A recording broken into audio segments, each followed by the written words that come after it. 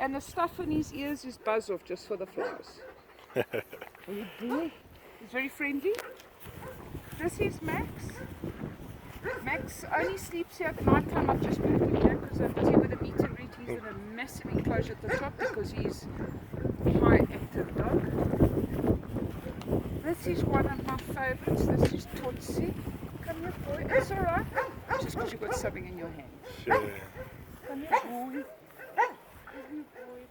I don't know why they gave him the name Tootsie, because he's so sweet.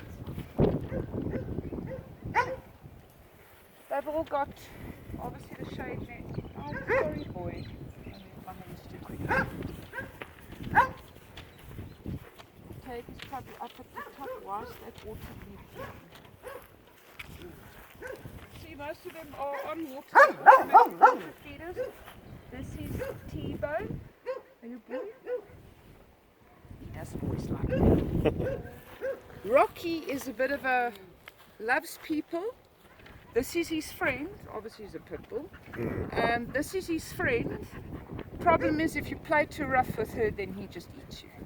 But he's a good dog.